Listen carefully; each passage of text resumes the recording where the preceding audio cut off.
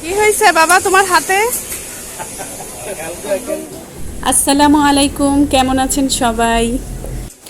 রাইসার আফসান আর আমার কেক খেতে ইচ্ছে করছে, এই জন্য যাইতেছি টেস্টিতে। আজকের কেকটা রাফসান পছন্দ করবে, আর প্রত্যেকবার কেকের উপরে নাম লেখা থাকে রাইসা এবং রাফসানের। তো এইবার রাফসানকে বলতেছিলাম যে এবার কেকের উপরে আমার আর তোমার আব্বুর নাম লিখব। তো বলতেছিল যে না না, শুধু আমার নামটাই লেখো। তো দেখা যাক কার নাম লেখা হয়, সবাই দেখতে থাকেন।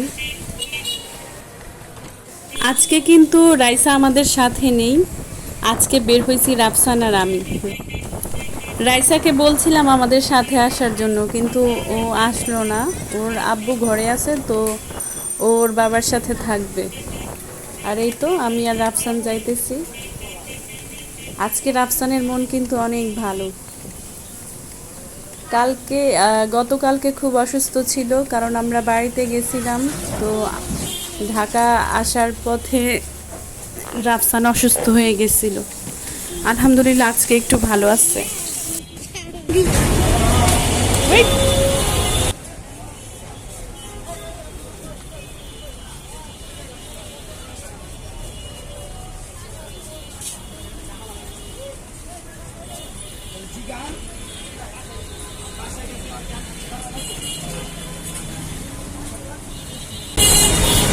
পিচ্ছি পিচ্ছি, আমরা কোথায় যাই?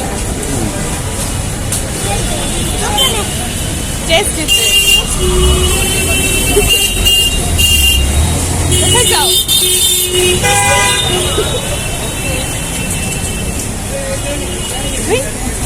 এখানে না তো, ওই দোকান সামনে তো এটা।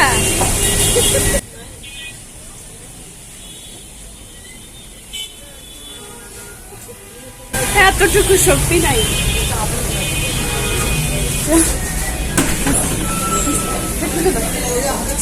আসো আসো। কত সুন্দর কেক নিয়ে, সুন্দর একটা কেক নিব। আজকে আমি আমার একটা পছন্দের কেক নিই। দেখো তুমি পছন্দ করো, এটা নিবা। এটা বাটারফ্লাই দেখো, বাটারফ্লাই দেখো। এই যে বাটারফ্লাই, আমি এটা এই যে চকলেটের পাশে এটা পিঙ্ক কালারের, সেটা এই যে মাঝখানে এটা ছোটগুলোও দেখো। ছোট নিবা এটা।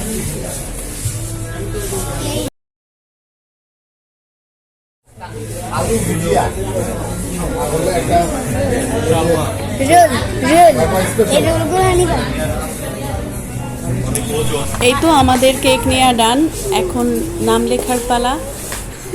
এই তো আচ্ছা, রাফসানকে একটা ধোকা দিলাম। রাফসানকে বলছিলাম আচ্ছা তোমার নাম লিখবো, এখন তো আমার নাম লিখে ফেলছি। না, ও রাগ করে নাই, আমার আব্বু ভালো আছে, তাই না রাফসান? সবসময় তো তুমি আমাদের নাম লেখোই, রাগ করবে কেন?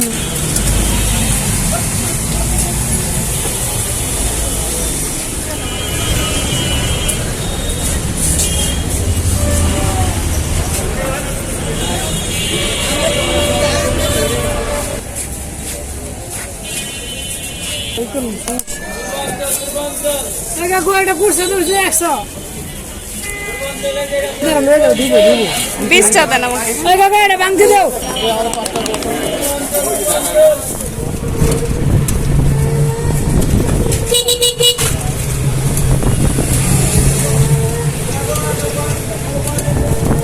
এই তো 10 টাকা ভাড়া দিয়ে আমরা অটোতে উঠে গেলাম।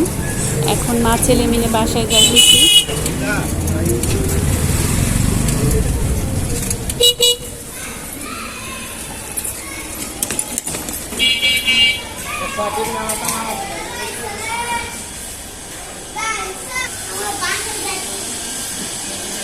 কেকটা তো অনেক সুন্দর, তোমাদের নাম লেখছো আমু, দারুণ তো।